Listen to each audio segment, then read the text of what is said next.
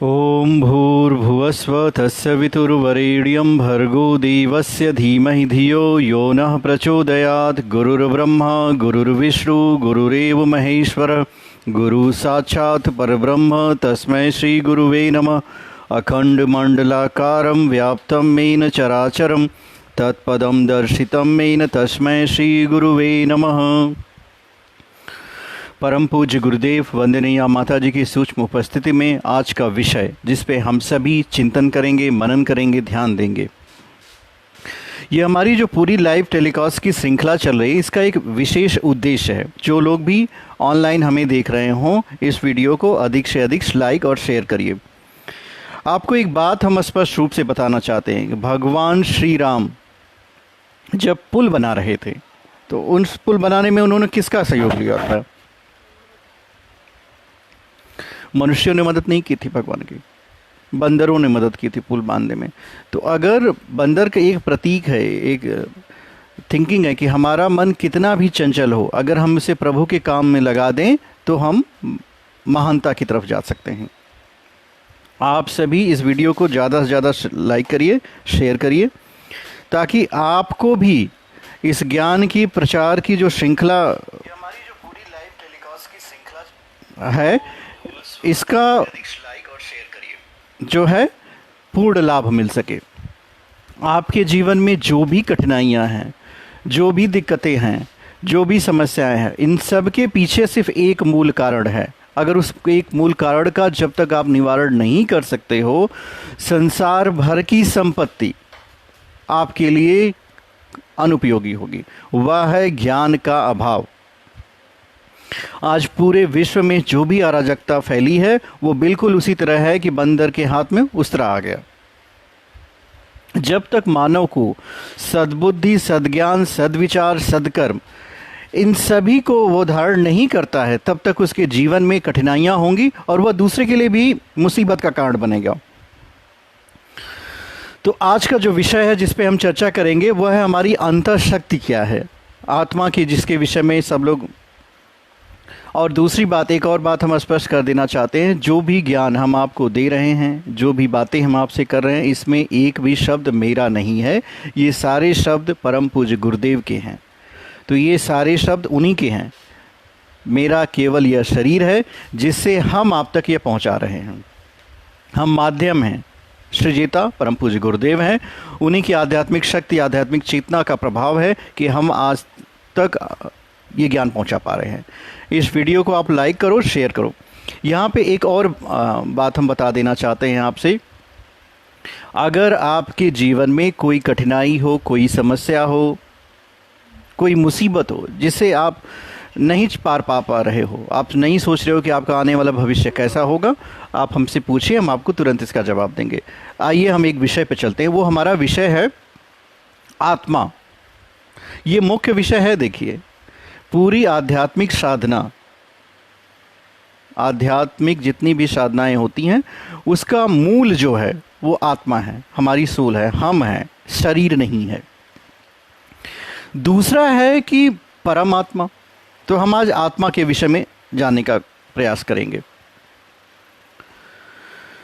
आत्मा जो है अजर, अमर, अविनाशी है। संसार भर के सारे शास्त्रों को आप पढ़ लीजिए, किसी भी धर्म के शास्त्र को आप पढ़ें, कोई दिक्कत नहीं है। किसी भी महापुरुष, किसी भी संत, किसी भी आध्यात्मवेद तत्व को आप पढ़िए, तत्ववेता को पढ़िए। वह जब आत्मा के बारे में उद्घाटित करना होता है तो कहता है ये अजर, अमर और अविनाशी है। ये तीन गुण हुए, अजर, अमर और अविनाशी। और आज का जो विषय हमारा है कि हमारी जो प्राण ऊर्जा है उस तक हम कैसे पहुंचे, वो है क्या।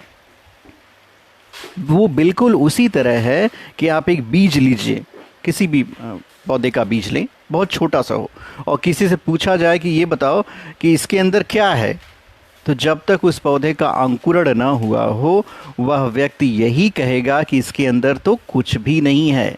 लेकिन उसके अंदर एक क्षमता विद्यमान है। वह क्षमता, पोटेंशियल है। क्या है? अगर उसको अच्छी परिस्थितियां दी जाए, अनुकूल परिस्थितियां दी जाए, खाद, पानी और ज़मीन दी जाए, ये तीन चीज़ें आवश्यक हैं किसी बीज के अंकुरण के लिए तो विज्ञान कहता है उसमें से एक वृक्ष निकलेगा, एक पौधा निकलेगा। शुरू में तो वो पौधा छोटा होगा और समय अनुकूल जैसे जैसे आप धैर्य बनाएंगे वो पौधा बड़ा होता चला जाए। बिल्कुल ठीक इसी तरह आपके भीतर भी एक बीज है, आत्मिक बीज है, उसको अंकुरित करने की आवश्यकता है। वो अंकुरण होगा कैसे? जो लोग भी मेरे वीडियो को वॉच कर रहे हो इसको अधिक से अधिक शेयर करिए ताकि ये ज़्यादा से ज़्यादा लोगों तक पहुँचे। इस अंकुरण के लिए क्या करना पड़ेगा?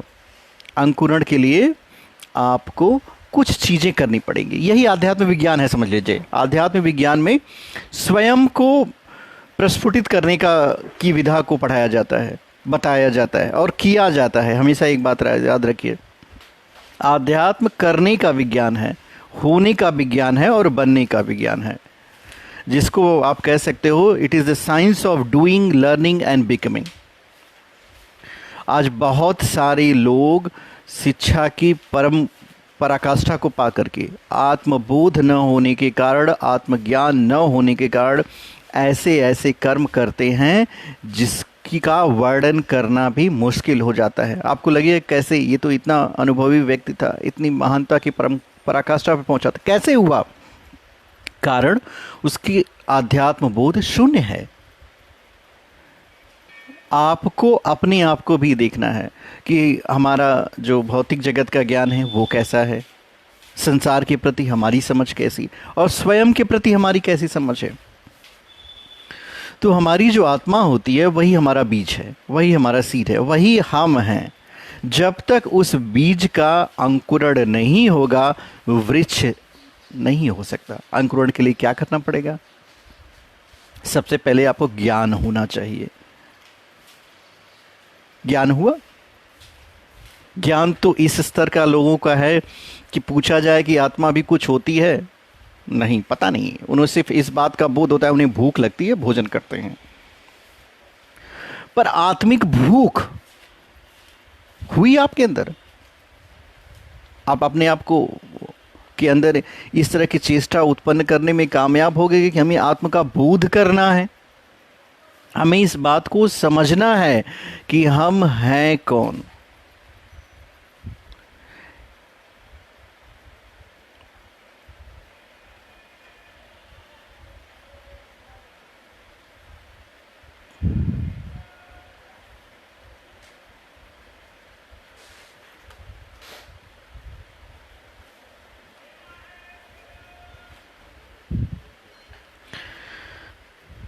हमें ये समझना है कि हम हैं कौन। ये समझ कौन विकसित करेगा? कौन विकसित करने वाला है? ये समझ कोई बाहरी व्यक्ति आपको नहीं विकसित कर सकता।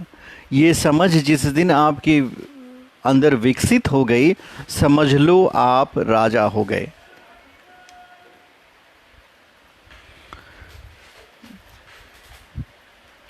आप स्वयं के राजा हो गए। ये जो हमारी कर्मेंद्रियां हैं, ज्ञानेंद्रियां हैं,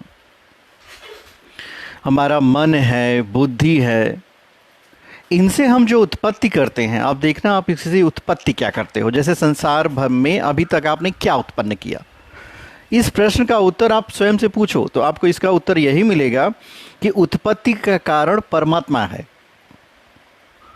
ईश्वर है जिसने हर प्राणी की उत्पत्ति की है। कोई ये नहीं कह सकता कि इसको मैंने उत्पत्ति की है। God is the creator of everything in this universe. But एक चीज है जिसकी उत्पत्ति आप करते हो, वह है अहंकार, ईगो। कैसे कैसे उत्पन्न होता है आप देखना। किसी व्यक्ति को अपने पद का अहंकार होगा कि मैं तो डॉक्टर हूं, मैं इंजीनियर हूं, मैं वकील हूं, मैं धर्मात्मा हूं, यह भी अहंकार है। मैं संत हूं, यह भी अहंकार है। हाँ, इसका प्रकार अलग हो जाता है। कुछ दिनों इसकी चर्चा हम थोड़ी देर बाद करेंगे। तो ये जो ईगो उत्पन्न होता है, मेरे पास धन है, मेरे पास संपत्ति है, मेरे पास एक बहुत अच्छी कार है, मेरे पास बहुत बड़ी ज़्यादा ज़मीन है, यह अहंकार है। अहंकार को कहते हैं फॉल्स परसेप्शन, झूठी मन का बनाया हुआ जंजाल, यही अहंकार है। ये अहंकार जब उत्पन्न होता है ना, तो अपने साथ बहुत सारी बुराइयों को लेकर आता है। अब आपको करना क्या था? आपको करना था अपने अंदर आत्मिक बीज को बड़ा, और आपने कर लिया सांसारिक बीज को बड़ा, तो अहंकार बढ़ता चला जाएगा। जितना जितना अहंकार बढ़ेगा उतना उतना आप अपनी आत्मा से दूर होते हुए चले जाओगे। संत कबीर ने एक बात कही है, सारे लोग इस बात को जानते होंगे। जल में कुंभ, कुंभ में जल है, ऊपर नीचे पानी, फूटा कुंभ जल जल ही समाना, यह तत् कहत है ज्ञानी। देखिए, संत कबीर का जो अक्षर ज्ञान था वो तो सभी को पता है, लेकिन जो व्यवहारिक ज्ञान था, आध्यात्मिक ज्ञान था, वो सर्वश्रेष्ठ प्रकृति का था। उसमें किसी भी व्यक्ति को कोई दुविधा नहीं करनी चाहिए। उनको इस बात का बोध हो गया था। उदाहरण भी बहुत अच्छा कहते हैं, देते हैं कि एक घड़ा है, कुएं में गया, ऊपर भी पानी है, उसके अंदर भी पानी है।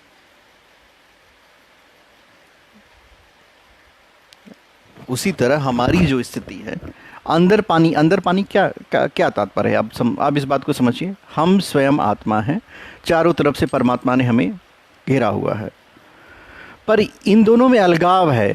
ये अलगाव जो है हमारे अहंकार की वजह से होता है, ईगो की वजह से होता है।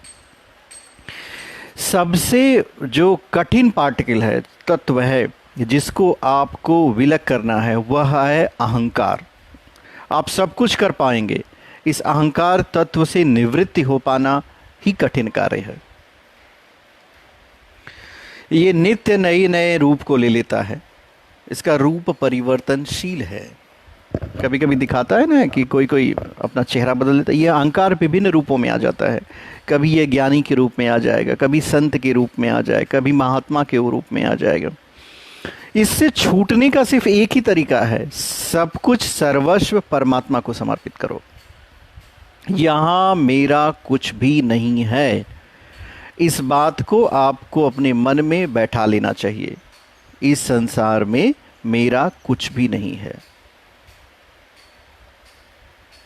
यह भाव जब आपके अंदर व्याप्त हो जाएगा, उसी समय अहंकार से आपकी निवृत्ति हो जाएगी। ये जो ईगोलेसनेस होती है, अहंकार शून्य अवस्था, यह आपको आत्मिक बोध कराएगी। जो आपके अंदर का आत्मा का बीज है, उसके ताले खोलने का चाबी इस अहंकार के पास है। इसे आप अहंकार शून्य करिए, अपने आप को अहंकार शून्य कर लीजिए। जब आप अपने आप को अहंकार शून्य कर लेंगे तो निश्चय ही यह बीज अंकुरित होगा। तो जिस तरह बीज को वृक्ष बनने में समय लगता है, ठीक उसी तरह आपकी आत्मा का जो बीज है वो जब अंकुरित होगा, समय लगेगा, धैर्य लगेगा। इसी बात को कहा जाता है धीरे धीरे हे मना धीरे धीरे होए। सब कुछ अपने मन को कहिए कि सब कुछ धीरे धीरे होता है। कोई भी प्रक्रिया एकाएक नहीं की जा सकती। कभी कभी तो लोग पहुंचते हैं गुरुदेव के पास, कहते थे कि हमारे ऊपर शक्तिपात कर दीजिए। ये सारी जो क्रियाएं हैं, ये सत्पात्र पर निर्भर करती है, आपकी पात्रता का स्तर कैसा है। जिस क्षण आपके अंदर पात्रता विकसित हो जाएगी, गुरुदेव स्वयं आपको उठाएंगे। इस पात्रता के बीच में हमें अपना जो कर्तव्य है वह करते रहना चाहिए कि अपनी को उठाना। धीरे धीरे उठाइए, धीरे धीरे उठाइए, धीरे धीरे उठाइए, उठाते हुए चले जाइए। जितना जितना आप आत्मिक स्तर से ऊपर उठेंगे, उतना उतना आपके जीवन में वृक्ष का रूप बनेगा। आत्मा का जो बीज होता है ना, जब प्रस्फुटित होता है, जैसे आप कहीं जा रहे हो, आपने कभी देखा है बरगद के पेड़ होते हैं, लोग उसकी छाया में बैठते हैं, बहुत सारे पंछी बैठते हैं। तो वह बरगद का पेड़ कैसे बरगद बना? पेड़ बनाने की प्रक्रिया को कहा जाए तो पेड़ बनाने की एक ही प्रक्रिया है, जब बीज गलेगा तो वृक्ष बनेगा। उसी तरह आप जब स्वयं को गलाएंगे, अपनी आत्मा रूपी बीज को गला दीजिए, देखिए एक वृक्ष का रूपांतरण आप में स्वयं होता चला जाएगा। और जो आप एक संकुचित, एक आपका, आप हम लोगों ने क्या किया ना, एक अपना एक आर्टिफिशियल क्रिएटेड एक वातावरण बना दिया है कि हम तो बस इतने दूर तक हैं। आत्मा का विस्तार जो होता है ना, एक श्लोक है, आत्मोत सर्वभूतेषु। इसका अर्थ ये है कि अपनी आत्मा का विस्तार सारे भूतों में देखो, भूत प्राणियों में देखो। भूत मीन्स जितने भी living creature created by God, उन्हीं को हम भूत कहते हैं। उन सारे में आपकी आत्मा का विस्तार है, बट आपने किया क्या है कि उसको आपने स्वयं तक सीमित कर रखा है। तो जब स्वयं तक सीमित रखोगे तो फिर आत्मा विस्तृत कहाँ से हुई? आत्मा को विस्तृत करने के लिए ये दूसरा जो पार्टिकल, पहले तो आप अपने अहंकार को शून्य करें। अहंकार को शून्य करेंगे तो वृक्ष अंकुरित शुरू होना जाता है। अब वृक्ष को बड़ा करना है तो उसमें क्या डालते हैं? खाद डालते हैं, पानी डालते हैं। तो उसी तरह आत्मा रूपी वृक्ष को जब आप बड़ा करना चाहते हैं तो इसको विस्तृत करना पड़ेगा। आत्मवत सर्वभूतेषु, जितने भी भूत हैं उन सब में आपकी आत्मा है। ये तो सुनने में बड़ा अजीब सा लगता है कि मैं संसार के हर एक प्राणी में हूं।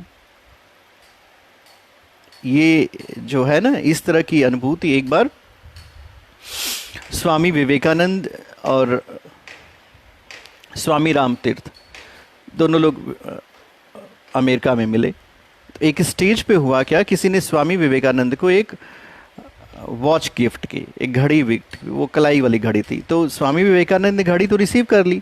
उनके बगल में स्वामी रामतीर्थ खड़े थे। उन्होंने उस घड़ी को उनके हाथों में बांध दिया। स्वामी रामतीर्थ ने कहा, आपने ऐसा क्यों किया? ये तो घड़ी आपको गिफ्ट की गई है। तो उन्होंने कहा कि ये जो घड़ी है ना, मैंने अपने इस हाथ में बांध लिया है। स्वामी रामतीर्थ के शरीर को दिखाते हुए कहते हैं, ये मेरा ही हाथ है। तो ये अनुभूति जो होती है ना, जब आप धीरे धीरे अपने आप को ऊपर उठाएंगे तो आपको ये अनुभूति होगी, अरे ये तो मेरा ही हाथ है। इसी वजह से देखिए, जो प्रार्थना की जाती है हमारी भारतीय संस्कृति में, वो सर्वे भवन्तु सुखिनः की प्रार्थना की जाती है। कोई भी ऐसा शरीर जो इस संसार में है वो हमारा ही है। जितने भी भूत हैं उन सारे भूत प्राणियों में हमें अनुभूति नहीं हो पा रही है, हमें इस बात की जानकारी नहीं है। तो दूसरा प्रक्रिया है आत्मवत सर्वभूतेषु, सारे भूतों में स्वयं को जानिए। अब इतना जानेंगे तो होगा क्या? ये दो जब आप कर लेंगे तो आपके आत्मा रूपी वृक्ष जो है वो पुष्पित होगा, पल्लवित होगा और धीरे धीरे धीरे धीरे वृक्ष में कन्वर्ट हो जाता है। तो जिस तरह वृक्ष से वृक्ष बनता है, ऐसे वृक्ष की छांव में सभी बैठना चाहते हैं। कभी आपने देखा है कि उन वृक्षों की छांव में लोग बैठे हैं जिनके ऊपर कांटे हों? वैसे ही मानव का भी कर्तव्य है कि उसके संपर्क में जितने भी क्रिएचर्स आए उन सबको सुख की अनुभूति हो। अगर आप ऐसा करने में कामयाब होते हैं तो समझ लीजिए आपने अपने जीवन का जो सार तत्व है उसको पा लिया है।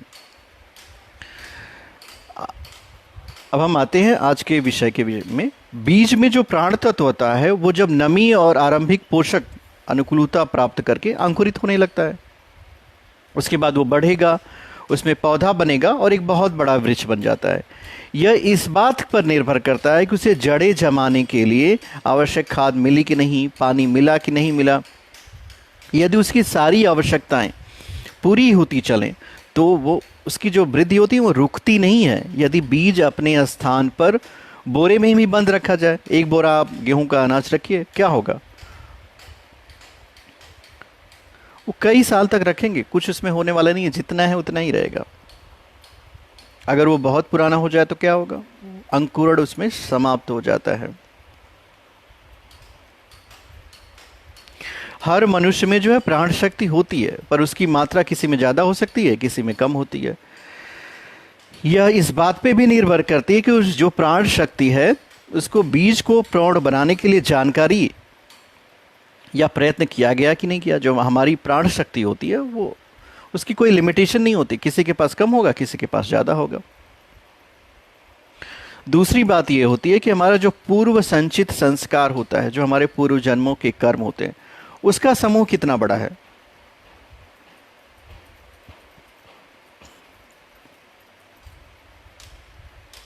जितनी ही ज़्यादा आपके पास प्राण शक्ति होगी, अच्छे सत्कर्म होंगे पूर्व जन्म के, उतनी ही ज़्यादा आपकी प्राण हो जाएगी। और जो अच्छे लोगों के व्यक्तियों के बीच में संपर्क में रहता है उसकी भी प्राण शक्ति धीरे धीरे बढ़ जाती है। मनुष्य का जो स्वयं का चिंतन है, मनन है, वह भी बहुत काम करता है। वह अपनी इच्छा शक्ति और संकल्प शक्ति से भी अपने आप को प्रभावित कर सकता है। हम जो सोचते हैं, जो संकल्प करते हैं, जो विचार करते हैं, ये इन सारा का हमारे ऊपर प्रभाव पड़ता है। जो हमारे पूर्व संचित संस्कार हैं, उनको भी जब अनुकूल वातावरण मिलेगा तभी वो प्रस्फुटित होंगे। जैसे गर्मी में घास सूख जाती है, लेकिन फिर भी जब बारिश होगी तो क्या होगा, जड़ें होती हैं, फिर से उसमें अंकुरण हो जाता है।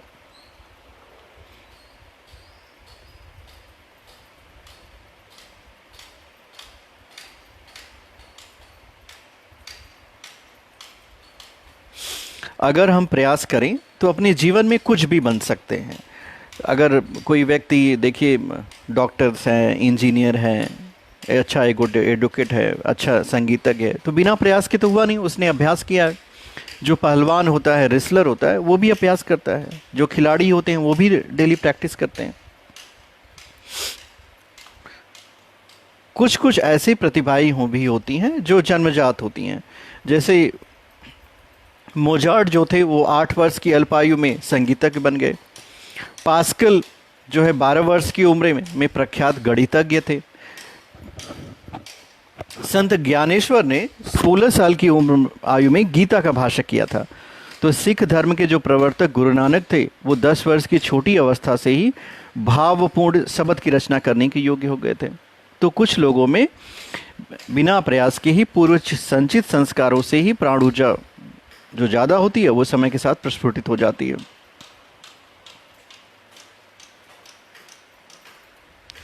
जितने लोगों ने आज तक प्रयास किया है वो कई लोगों का सफल हो जाता है। आप अगर मन से प्रयास करेंगे तो देखिए, महाकवि कालिदास जो थे वो महामूर्ख थे, पर उन्होंने क्या किया, प्रयास किया, तो वो उच्च कोटि के विद्वान हो गए।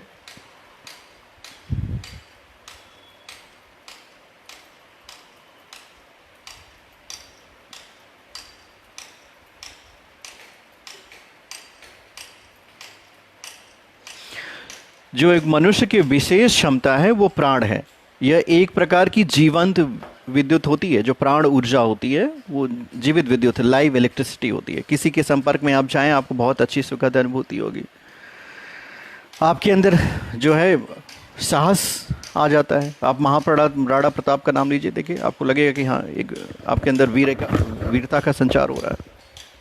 हरिश्चंद्र का नाम लीजिए, आपके अंदर दान करने की आएगी। तो ये जो होता है, ये व्यक्ति के नाम से नहीं, उसके कर्मों से उसकी प्राण ऊर्जा जो है हर तरफ वितरित होती है।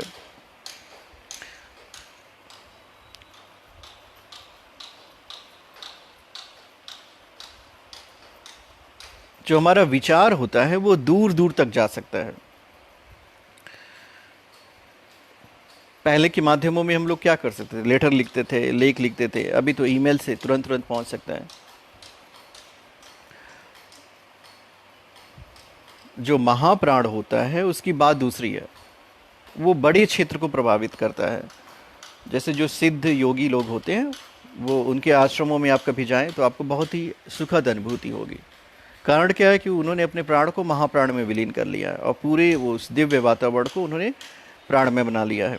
जो ऋषि के आश्रम होते थे उसमें गाय और सिंह एक ही घाट पे पानी पीते थे, अपने आक्रामक व्यवहार को त्याग देते थे उनके महाप्राण की ऊर्जा के प्रभाव से। सानिध्य और व्यसनी की निकटता करेंगे तो आप व्यसनी हो जाएंगे।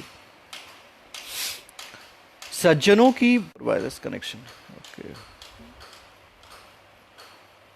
जो मनुष्य की प्राण शक्ति होती है वही मनुष्य सत्ता की जीवनी शक्ति है। हमारे अंदर जितना प्राण होगा वही हमारी जीवन की शक्ति को निर्धारित करता है।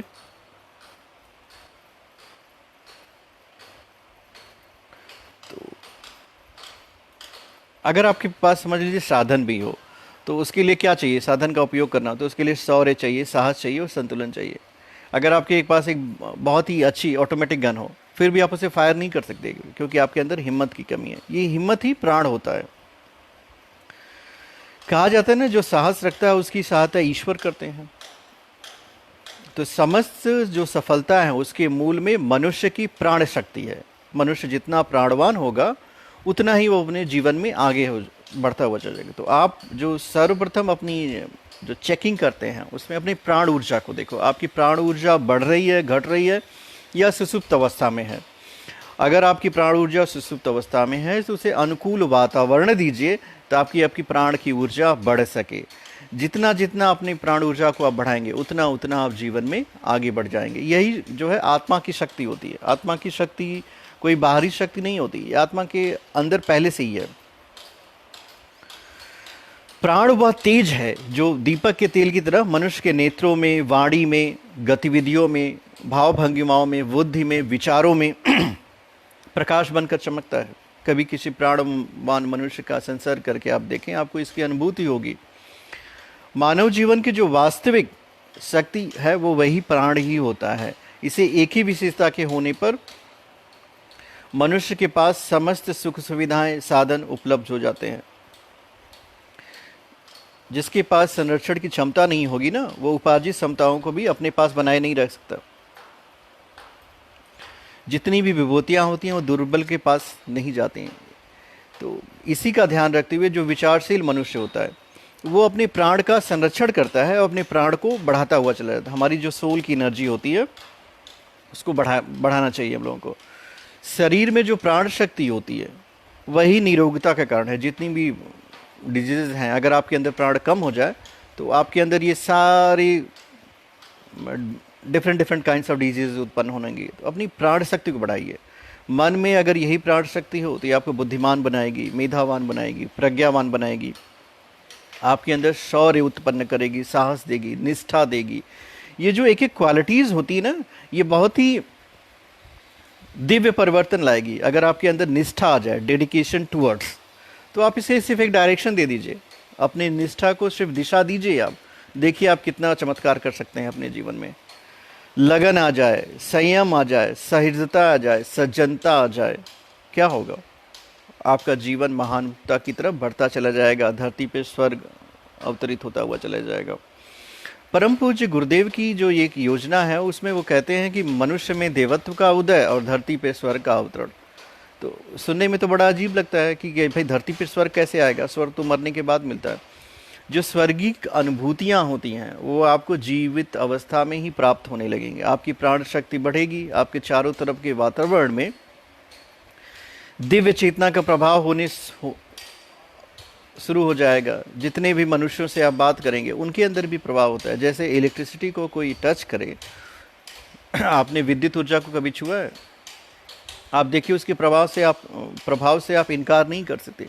वो आपको प्रभावित ही करेगी, निश्चित रूप से आपको प्रभावित ही करती हुई चली जाएगी, आपको इलेक्ट्रिक शॉक दे। पर उसी ऊर्जा को अगर हम पंखे में डाल दें तो क्या होता है? पंखा घूमने लगता है, आपको सुख की अनुभूति होती है। वैसे ही ये प्राण शक्ति जो होती है हर एक मनुष्य आत्मा को प्रभावित करती हुई चली जाएगी और देवत्व का उदय होगा, धरती पर स्वर्ग आता हुआ चला जाएगा। जो हमारी गायत्री साधना होती है, जो हम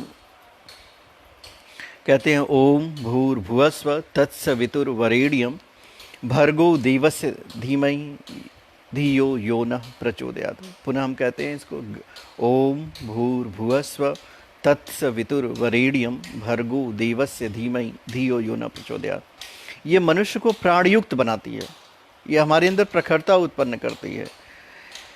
एक बात और है इस मंत्र के प्रभाव में कि कोई भी विद्यार्थी इसका जप करता है तो उसको विद्यार्थी के अनुकूल लाभ मिलता है। कोई अगर बड़ा व्यक्ति जप करता है उसको अपने अनुकूल लाभ मिलता था। यह हर व्यक्ति को लाभ ही लाभ देती है, इसका हमेशा बेनिफिट होता है। पर इसको आपको मन लगाकर करना पड़ेगा, तभी आपकी प्राण ऊर्जा बढ़ेगी। और कोई तरीका नहीं है। जैसे इलेक्ट्रिक मोटर को आपने ऑन कर दिया तो ऊपर पानी भर गया, अब जितने लोग नहाना चाहे नहा सकते हैं, तो नहाने में तो कोई भी भेद पानी करेगा नहीं। उसी तरह जितने लोग भी हमें ध्यान से सुन रहे हैं, आपको अगर अपनी प्राण ऊर्जा को बढ़ाना हो, आप चाहते हो कि आपकी प्राण ऊर्जा बढ़े, आपके जीवन में स्थिरता आए, आपकी बुद्धि का असर बढ़ता हुआ चला जाए, तो आप इस मंत्र का कम से कम 15 मिनट से लेकर आधे घंटे तक जप करो। माला ले लीजिए, जप करिए। जप का प्रभाव जो होता है, जप के विषय में मुझे नहीं लगता कि कोई ऐसा व्यक्ति होगा जो जानता नहीं होगा। नहीं जानता है तो मुझसे पूछ ले, हम बता देंगे कि जप कैसे करते हैं। जब आप इस मंत्र का जप करेंगे तो इसके वाइब्रेशन जो होते हैं आपके प्राण की ऊर्जा को बढ़ाएंगे। गायत्री का जो वास्तविक अर्थ होता है प्राणों का उद्धार करने वाली, जो गाता है उसको त्रायण करती है। गायाति यत्र त्रायत्री, जो गाएगा उसको त्राण करेगी। तो उस मनुष्य के जीवन में दुख की अनुभूति हो नहीं सकती है।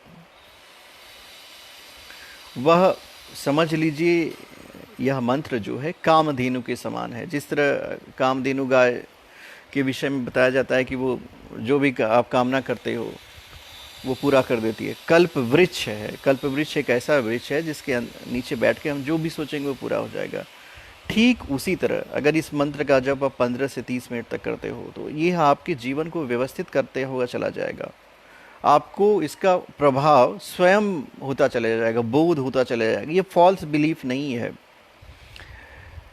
ये एक पूर्णतः विज्ञान है। यह हर व्यक्ति को प्रभावित करता है। आप 15 से 30 मिनट इसका नित्य जप करो। ओम भूर्भुवस्व तस्य वितुर्वरेण्यम भर्गो देवस्य धीमहि धियो यो न प्रचोदयात्। उगते हुए सूर्य का ध्यान करें, स्वर्णिम सविता का ध्यान करें। यहाँ दोनों भावों के बीच में ध्यान करो कि हे प्रकाश स्वरूप परमात्मा, आपकी दिव्य ऊर्जा हमारे अंदर आ रही है, वो हमारे समस्त विकारों कसाय कलमष्टों को नष्ट कर रही है, हमारे जीवन को व्यवस्थित कर रही है। इसके साथ साथ एक भाव ले आए, हे प्रभु इस संसार में हमारा कोई शत्रु है ही नहीं। जब सभी भूतों में एक ही आत्मा है तो शत्रु कहाँ हुआ। आत्मवत सर्वभूतेषु का भाव अपने अंदर ले आए। आपका कोई शत्रु नहीं है, किसी का कोई संसार में शत्रु है ही नहीं। मनुष्य का अपना मन ही शत्रु है। भगवान श्री कृष्ण गीता में इसी बात को समझाते हैं। अगर आपने अपने मन को साध लिया तो सब कुछ सध गया। तो गायत्री जो है प्राणों का उद्धार कर देती है। गायत्री मंत्र जब आप जप करेंगे तो आपके प्राणों का उद्धार होगा, आपकी प्राण शक्ति बढ़ती हुई चली जाएगी। आपके अंदर ओजस तेजस वर्चस ये अपने आप बढ़ना शुरू हो जाएगा। गायत्री मंत्र के बारे में वेद भगवान जो कहते हैं, स्तुता मया वरदा वेद माता प्रचोदयंतम पावमानी द्विजानाम आयुः प्राणम प्रजाम पशुम कीर्तिम द्रविड़म ब्रह्मवर्चसम मय्यम दत्वा व्रजत ब्रह्मलोक। इसके बारे में कहते हैं कि यह इस मंत्र का जप करने के आयु, आपकी आयु बढ़ेगी। आयु कैसे बढ़ेगी? जब आप निरोगी होगी तब तो बढ़ेगी, अदरवाइज संसार में तो बहुत सारे रोग हैं। हमारे आपकी आयु का क्षय क्यों नहीं होगा? क्योंकि आपकी प्राण ऊर्जा बढ़ जाएगी, आपके जीवन में निश्चिंतता आ जाएगी, आपके तनाव का लेवल शून्य हो जाएगा, तो आपकी आयु बढ़ती हुई चली जाएगी। सो प्राणम, देखिए प्राण को आपको बढ़ा रहा है यह मंत्र। प्रजाम, आपके मित्र ज़्यादा हो जाएंगे क्योंकि आपने अपने मन से शत्रु भाव को नष्ट कर दिया है, आपका कोई शत्रु नहीं है। पशुम, पशुम साधन को कहते हैं, आपके साधन बढ़ जाएंगे। कीर्ति, आपका यश चारों तरफ हो जाएगा। जिस भी कार्य क्षेत्र में आप लगे हुए हो आपकी सारे लोग प्रशंसा करेंगे, यश बढ़ेगा। द्रविड़म, द्रविड़म द्रव कहते, धन को द्रव कह जाते हैं। द्रव को जैसे लिक्विड स्टेट नहीं होती, फ्लो करता है, उसी तरह द्रविड़म की भी धन भी फ्लो करता है। हर शब्द का एक अर्थ होता है, आप इसे जानते हो या नहीं जानते हो। द्रव अवस्था में जो तरल पदार्थ होते हैं वो मूव करते हैं। द्रविड़म तो आपके अंदर मूवेबल प्रॉपर्टी आती है, आएगा जाएगा आएगा जाएगा। देवत्व का जो संग्रह होता है ना, देवत्व की जो साधना होती है वह इसी बात को दर्शाती है। धन के विषय में हमारा दृष्टिकोण यही होना चाहिए कि उसका हम सदुपयोग कर सकें। ये नहीं होना चाहिए उसको हम इकट्ठा करते तो तालाब भी हैं, सूख जाते हैं गर्मी में। नदियाँ क्या करती हैं? नदियों में पानी आता है, बहता है, समुद्र में मिल जाता है, पर पानी समाप्त नहीं होता है। क्यों? क्योंकि नदियाँ देना जानती हैं। और तालाब क्या होता है? देखो, बारिश होगी, इकट्ठा कर लिया, धूप लगी, सूख गया, पर नदियाँ सूखती नहीं है। ये देवत्व का जो अभ्यास है, जो हमारे पास आए वो हमारे से बाहर जाए। ये देवत्व का अभ्यास आप करने लगोगे तो आपको द्रविड़म का एहसास होगा। देखिए धन और द्रविड़म में है, वेल्थ आपने इकट्ठा कर लिया तो वो द्रविड़म नहीं है। द्रविड़म वो है जो आए और जाए। तो ये सारी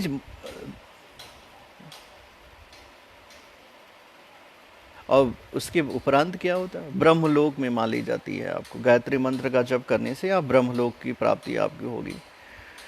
उसके उपरांत भी जो शरीर आपकी आत्मिक यात्रा है, शरीर की यात्रा को शाश्वत समझना, यह मनुष्य की सबसे बड़ी भूल है, सबसे बड़ी गलती है। सुबह सुबह उठ करके अगर आप सोचो कि ये शरीर ही हमारा सब कुछ है, यही हमारी यात्रा है, तो आपको ये तो अज्ञान के लक्षण है। आपको इस बात का ज्ञान ही नहीं है कि ये जो शरीर है इसकी एक लिमिटेड पीरियड है, ये एक निश्चित काल के लिए आपको मिला है, ये बोझ नहीं है। जीवन को बोझ नहीं समझना चाहिए। जीवन तो एक परमात्मा का आशीर्वाद आपको मिला है कि इस मनुष्य जन्म में आप अपने आप को ऊपर उठाने के लिए मिला। उठाइए ऊपर, जितना उठा सकते हो, खुद भी उठिए, दूसरों को भी उठाइए। ना आप खुद उठ रहे हैं ना दूसरे को उठा रहे हैं तो बोझ लगेगा ही। कोई भी वस्तु जो न स्वयं प्रगति कर रही है न दूसरे को प्रगति करती, अपने जो प्रगति के मापदंड हों इन सब दिशाओं में जब आप देखेंगे, प्रगति का मापदंड एक दिशा में नहीं होता। क्या कल से हम आज ज़्यादा आध्यात्मिक हुए? क्या कल से आज हम ज़्यादा परिश्रमी हुए? क्या कल से मैंने आज ज़्यादा अध्ययन किया? क्या कल से आज मैंने ज़्यादा प्यार से बोला? तो ये सारे जो मापदंड हैं, इन मापदंडों पे जब अपने जीवन को कसोगे, जीवन का मूल्यांकन करोगे। हमारे अंदर एक बहुत अच्छी भावना है, कहा जाए कि हम मूल्यांकन करना जानते हैं। किसका जानते हैं? जानते हैं आप? दूसरे का मूल्यांकन करते हैं। बस जब स्वयं के मूल्यांकन की बारी आती है तो हम नहीं कर पाते। हम दूसरे का एग्ज़ाम तो ले सकते हैं पर स्वयं का एग्जामिनेशन कभी नहीं लेते। हर आध्यात्मिक व्यक्ति को, चाहे वो साधारण व्यक्ति हो, देखिए हम यहाँ पे एक शब्द का उपयोग किया मैंने, आध्यात्मिक व्यक्ति।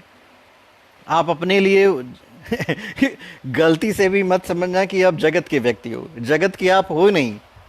अगर आपने मान लिया इस बात को तो यह आपका बहुत बड़ा भ्रम है।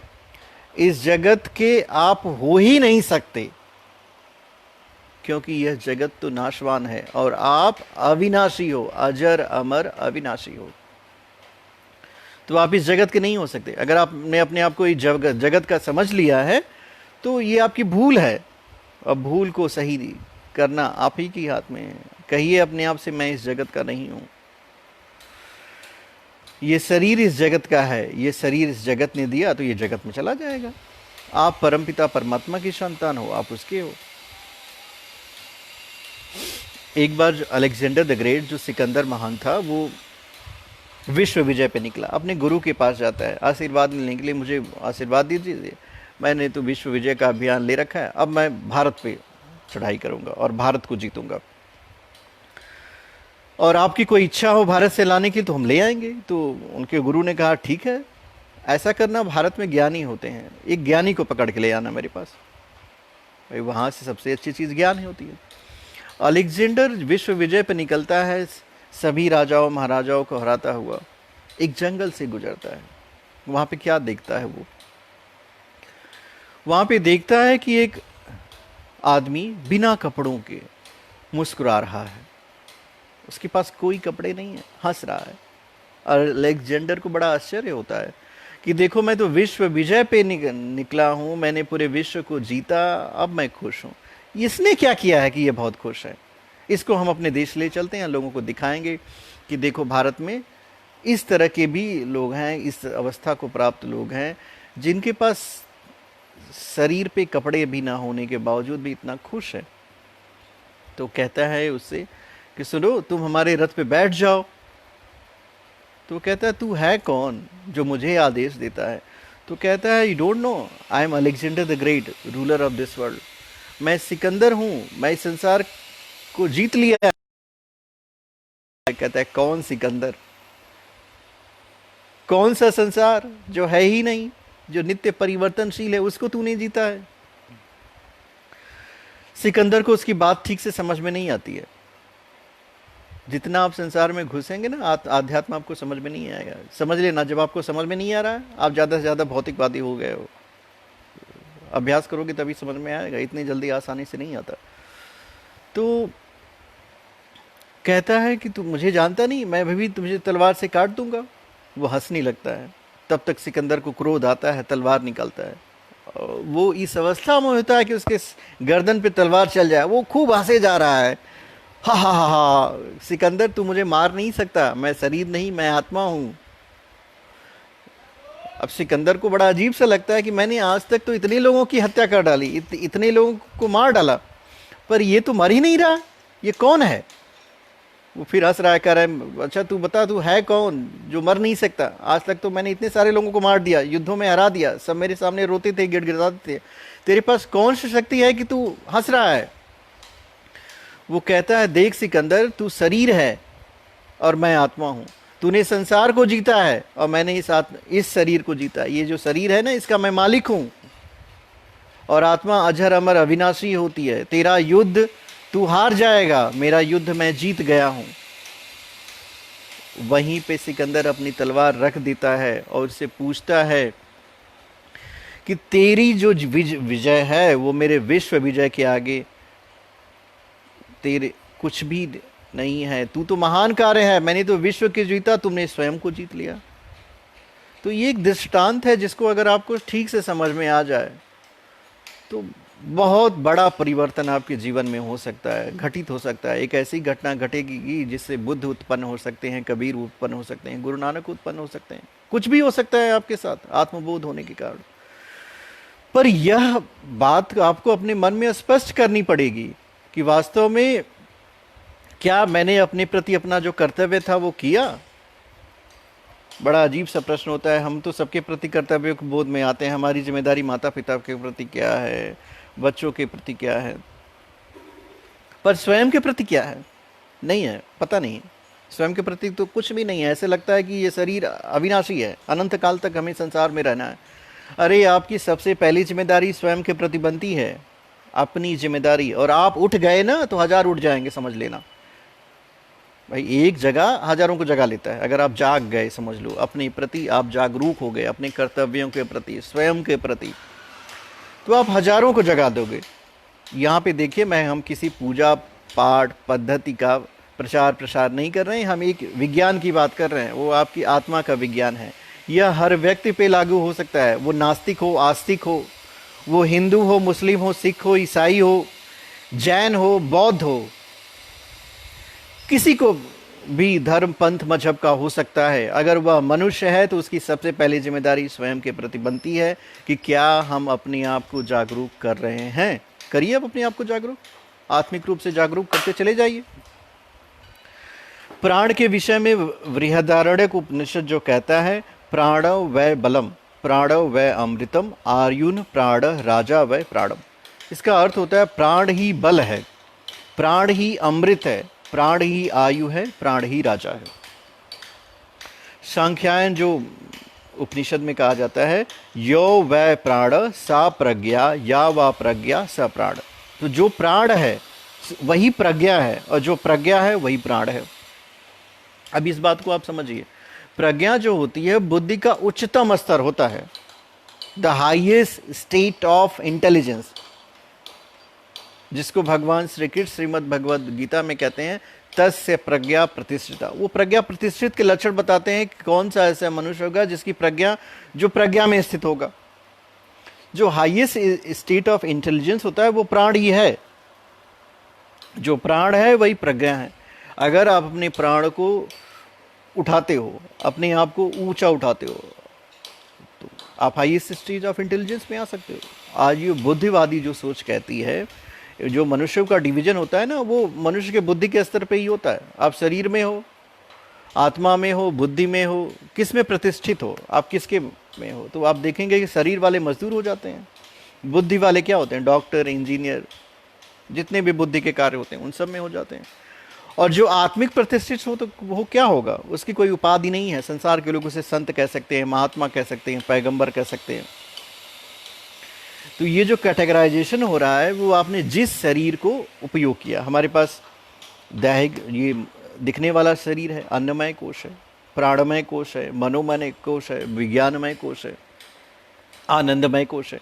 तो ये जो सारे शरीर हैं, हमारे 5 प्राण हैं, 5 मुख हैं। गायत्री महाविज्ञान में इस बात का वर्णन करते हुए परम पूज्य गुरुदेव ने कई बार इसको कहा है कि 5 प्राण, 5 मुख, ये हमारे सूक्ष्म शरीर के ही शरीर हैं। इनका जब भरण पोषण आप करेंगे, ऊपर उठते हुए चले जाएंगे। जितनी भी बातें हमारे महापुरुषों ने, हमारे स्क्रिप्चर्स ने कही है, किसी आत्मसिद्ध पुरुष ने कही, वो सारी बातें सत्य हैं, आप वहां तक पहुंचे नहीं हो। बड़ा अजीब सा भ्रम संसार में उत्पन्न हो जाता है उस स्थिति में जब आध्यात्म विद्या को लोग झूठा साबित करने में ही अपने बुद्धि का प्रयोग करते हैं। ये तो है ही नहीं। ये बिल्कुल उसी तरह है कि आंख बंद करके कहा जाए सूरज नहीं है। अरे प्रभु, अपनी आंखें खोलो, सूरज है, दिन है, उजाला है। तो अस्तित्व को नकारना, ये कहा जा सकता है कि हमने प्रयास नहीं किया इसको जानने का, हमने जिज्ञासा ही नहीं की। तो अस्तित्व तो स्वयं प्रस्फुटित हो जाता है जिस समय यह जिज्ञासा आपके उत्पन्न हो। कि पहली जिज्ञासा ना, जो उपनिषद में आती है, वेदांत कहता है अथातो ब्रह्म जिज्ञासा। पहली जिज्ञासा आती है जीव के मन में कि हु इज माई क्रिएटर, मेरा रचता कौन है, मुझे किसने बनाया है। ये प्राण की ही जिज्ञासा है। हमारी ऊर्जा का स्रोत कौन है।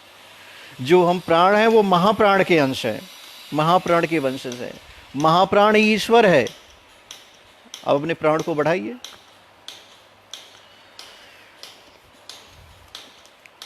कौशितकी ग्रंथ में ये कहा गया है, यावद यास्मिन शरीरे प्राणो वसित तावद आयु। जब तक इस शरीर में प्राण है तभी तक जीवन है। जो हमारा जीवन है प्राण तक सीमित है। प्राण वै सुशर्मा सुप्रतिष्ठान, ये सतपथ ब्राह्मण कहता है। प्राण ही इस शरीर रूपी नौका की सुप्रतिष्ठा है।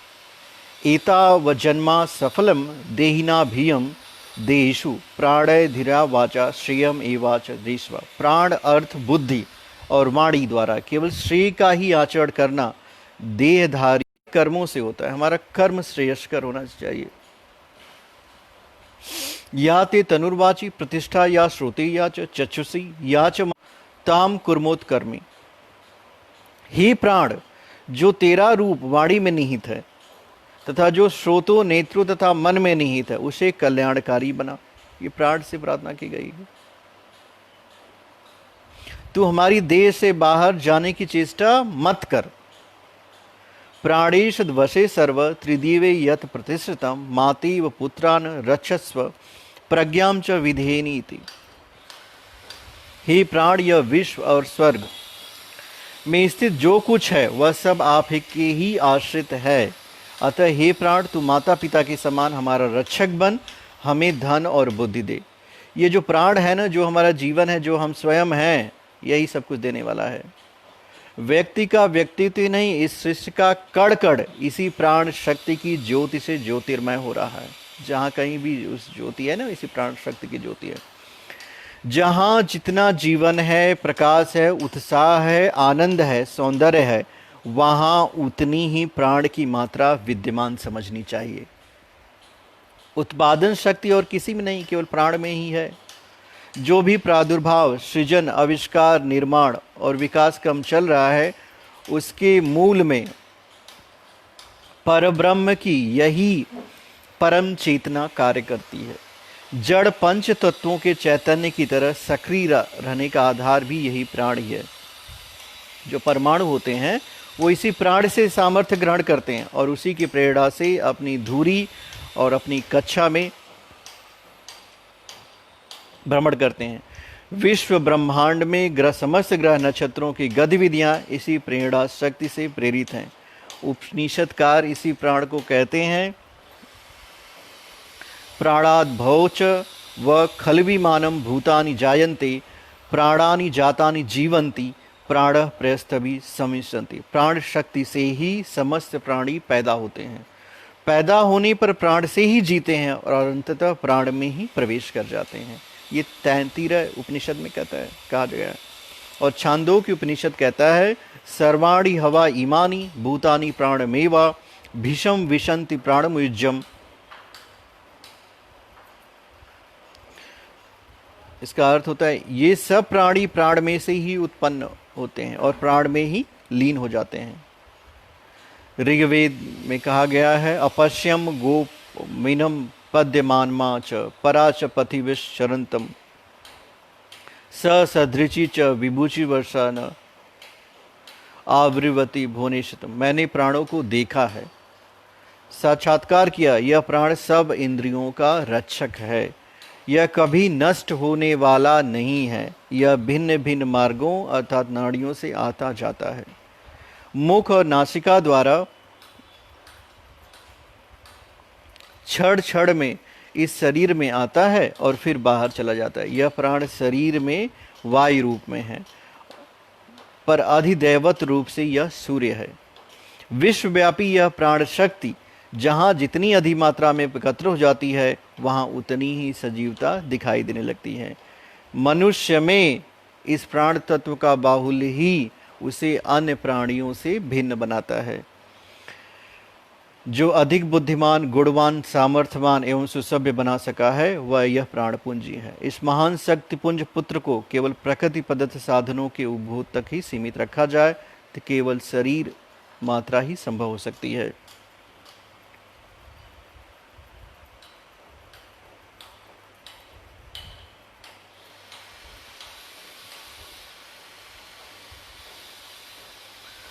मुझे उम्मीद है आप सभी ने बड़े ध्यान से सुना होगा।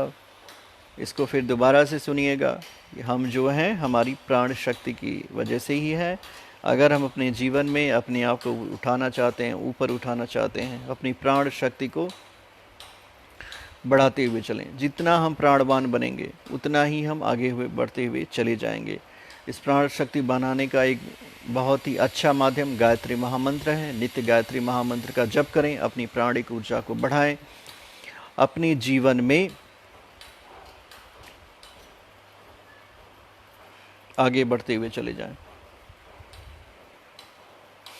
प्रश्नोपनिषद कहता है, इस ब्रह्मपुरी यानी शरीर में प्राण ही कई तरह की अग्नियों के रूप में जलता है।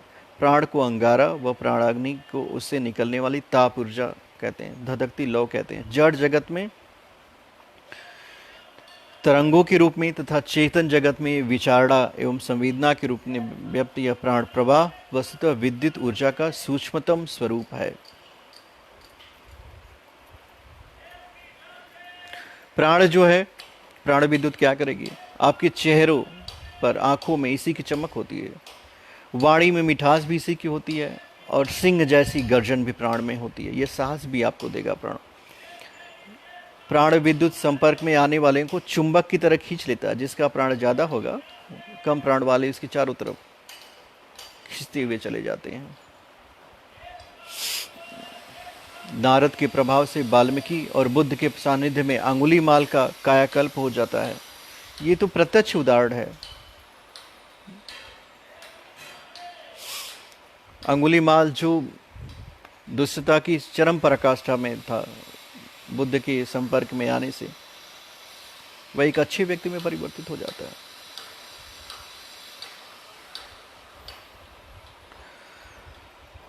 आप सभी के लिए एक दिव्य प्रार्थना। हे प्रभु, जिन भी व्यक्तियों ने इसे ध्यान से सुना, उनके जीवन में जो भी कठिनाइयाँ हों, उनके बुद्धि में जो भी चिंता, जो भी दुष्प्रवृत्तियाँ भरी हुई, उन सब को साफ कर दीजिए प्रभु। उनके मन, चित्त, शरीर के समस्त अवयवों में आपका वास हो जाए। उनका जीवन ऊपर की तरफ उठने लग जाए, वो प्रभु प्रेरित होने लग जाए। पूरे विश्व में शांति हो, यही कामना हो। आपको किसी तरह की कोई समस्या हो तो ज़रूर हमसे संपर्क करें। I would like to help each one of you. प्रभु आप सबके साथ रहे। ओम शांति शांति शांति।